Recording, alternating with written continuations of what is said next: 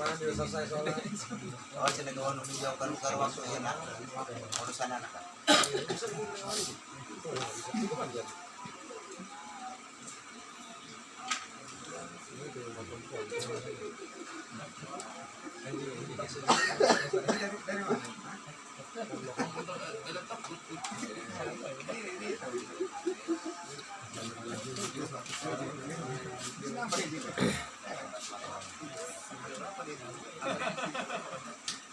Ini gening menit tabrakan, oi.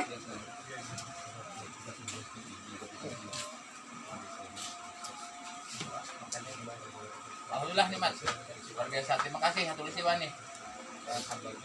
Waduh, sambalnya galak banget. Galak banget. Sambungnya pahit tapi enak. Enak, pasti gigit itu. Ya, enak luar biasa.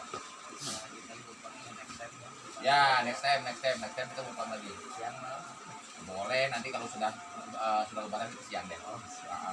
Dan kita nyari nanti yang apa namanya lembah madu. Wah, lembah madu tuh enak tuh. Ininya ada nyiruan. Atuh ulah nyiruan ge tawon. Tawon mau dituin. Tawon itu terlalu ekstrim. Kuat terus mal kadang. Tapi mantep kan viral.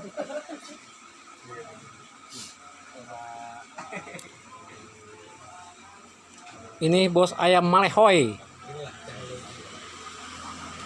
Jadi Pak, ya. Assalamualaikum warahmatullahi wabarakatuh. Waalaikumsalam warahmatullahi Terima wabarakatuh. kasih sekali dan saya minta maaf keadaannya cuma begini aja.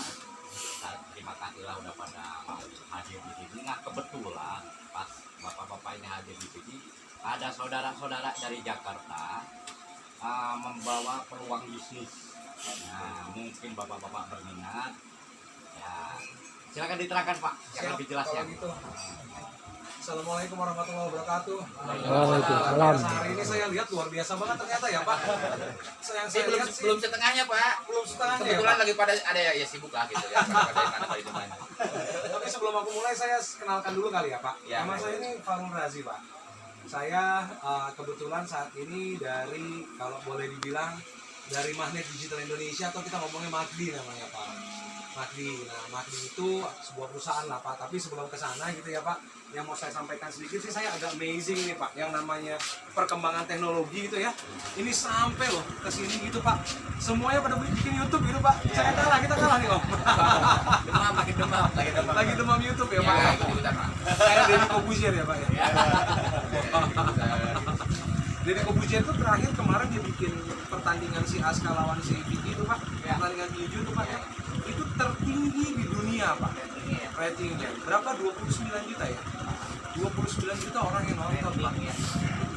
Itu kan luar biasa banget ya. Artinya apa? Sekarang disruption teknologi itu yang tadinya kita nonton TV sekarang nontonnya YouTube. Ya. Dan everyone bisa jadi apa? Bisa jadi artis. Kayak tadi Mas itu luar biasa saya lihatin tuh, ada closingnya gitu ya. Belajar. Benar. Saya ini pengalaman dulu saya pernah di TV Pak, pernah bikin program-program di TV gitu ya, 2007 lah Pak. 2007 itu kalau Bapak dulu pernah tahu program militer, ada program militer ngeliput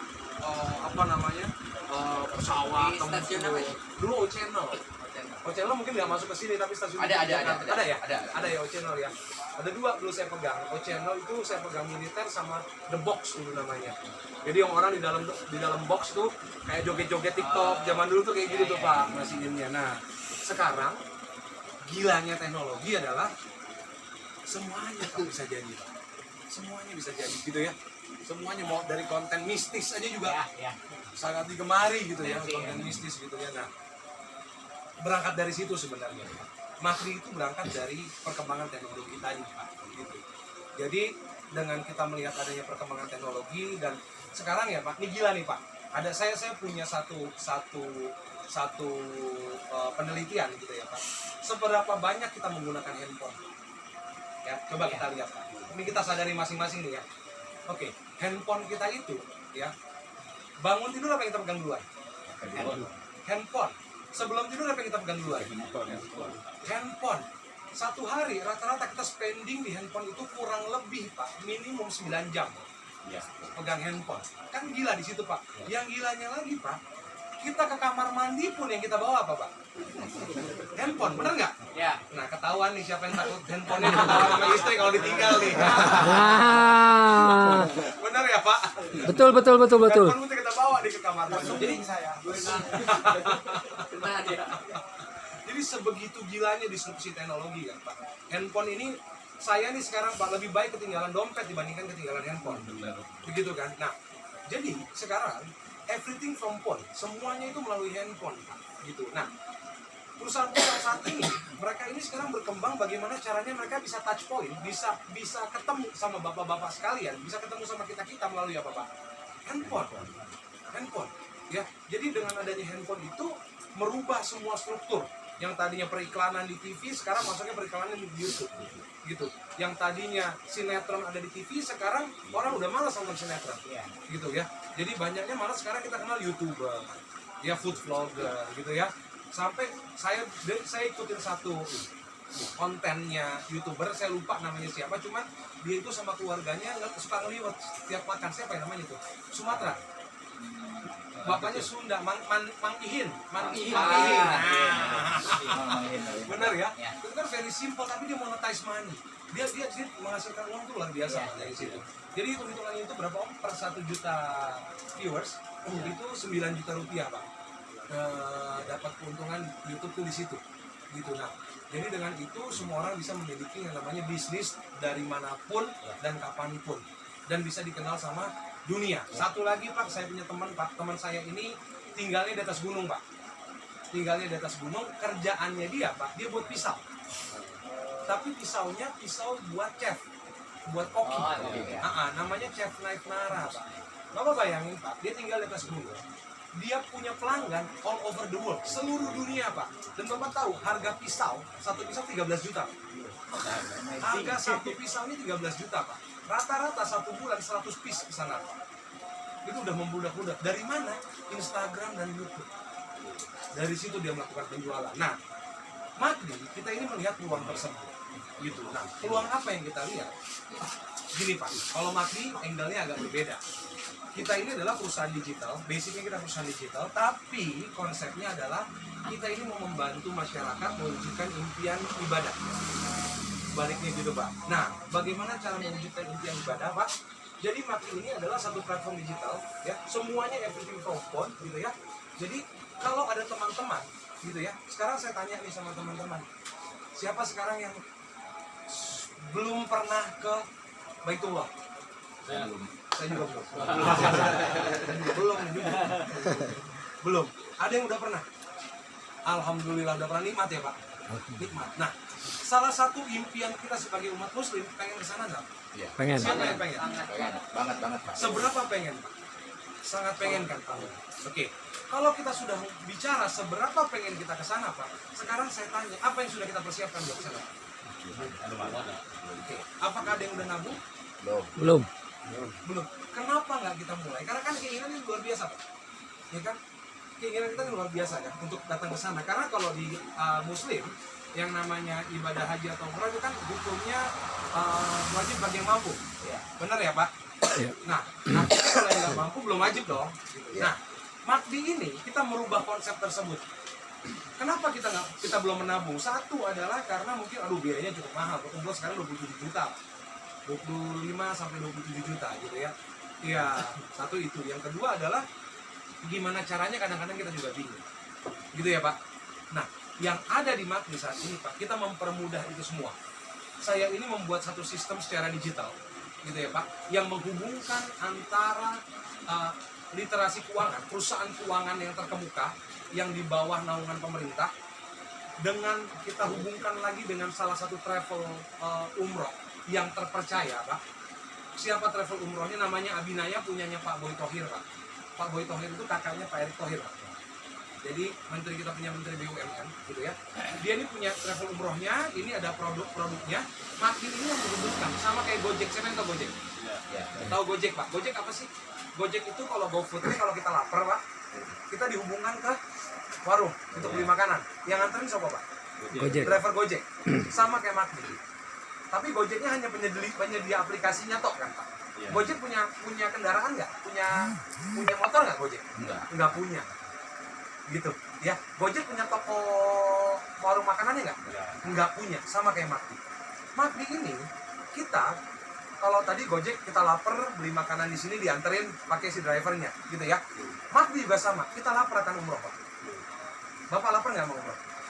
Ya, Bapak lapar sama umroh. Bapak yang di sana yang rambutnya saya selalu iring, saya nggak pernah bisa punya rambut kayak gitu Pak. Kalau saya panjangin ngembang Pak. Amazing itu. Itu bos ayam malehoy. Kita punya rambut syukur panjangin gitu. Keren Pak. Saya dari dulu nyobain Pak, tapi ke atas Pak. Nah, jadi dari situ Pak, McD ini untuk orang yang lapar sama umroh. Oke, kita menghubungkan antara sinar mas jiwa dengan Abinaya untuk bagaimana caranya berangkat umroh. Begitu. Nah, seberapa affordable-nya, seberapa dapat dijangkaunya oleh kita. Bapak tahu, ada satu program di McD namanya Syiar Baitullah. Itu hanya dengan menabung 10.000 per hari selama 5 tahun, itu nanti setahun kelima gitu ya Pak, itu akan diberikan voucher umroh untuk kita berangkat umroh. Sebelum masuk lebih jauh lagi, saya tanya Pak, siapa yang ngerokok di sini? Semua. Harga rokok ini berapa Pak sekarang? 10.000. Mana Pak? Marlboro 35.000 Pak. Oh, Marlboro. Oke, kita turun ke Samsu Pak. Samsu ini 20.000 kan Pak? Biasa aja biar ada ketawa. Tiap hari kita bisa beli Samsung nggak?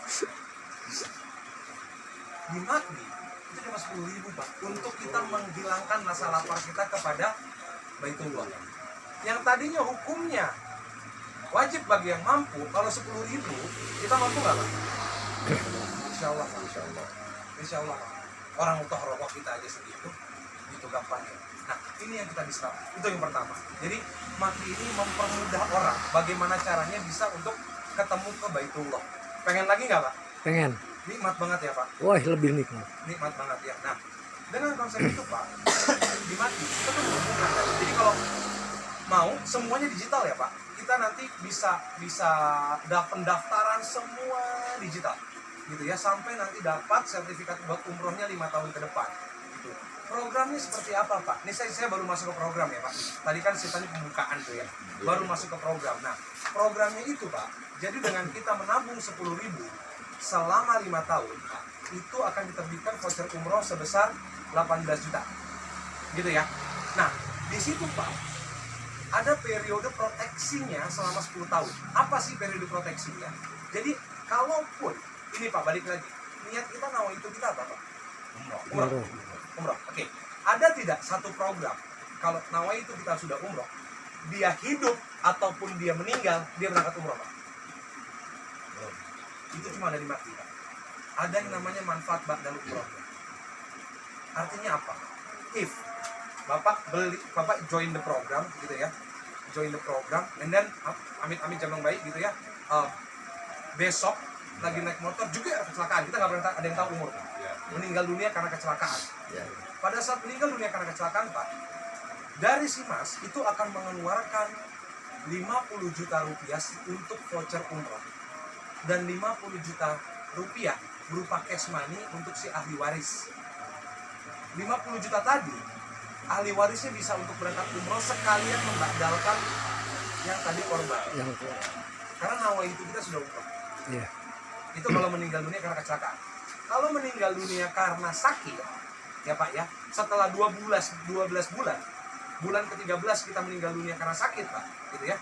Meninggal dunia, itu akan dikeluarkan voucher umroh senilai 25 juta dan cash money kepada si ahli waris sebesar 25 juta.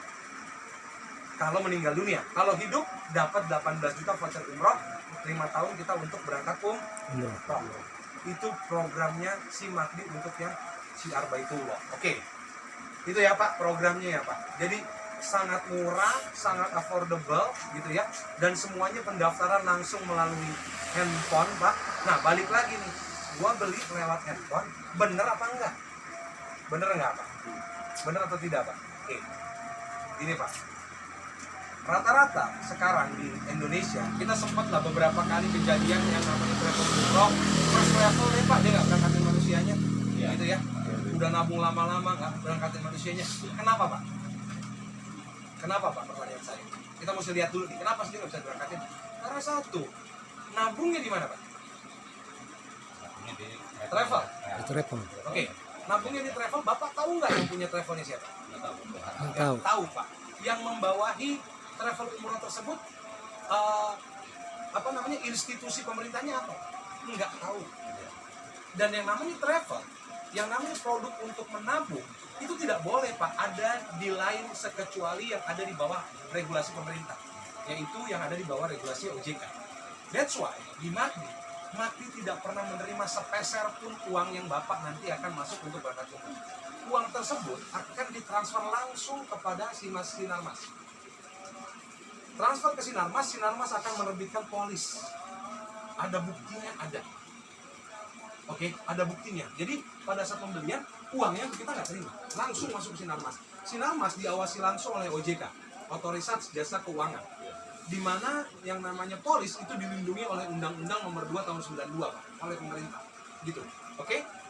Setelah itu, apakah Abinaya terima uang? Enggak, Pak. Enggak, Abinaya nggak terima uang. Karena Abinaya itu akan menerbitkan vouchernya nanti tahun kelima. Seolah-olah kayak Abinaya ini memberikan pembiayaan terlebih dahulu. Sinarmas nanti baru tahun ke-10 akan bayar lagi ke Abinaya.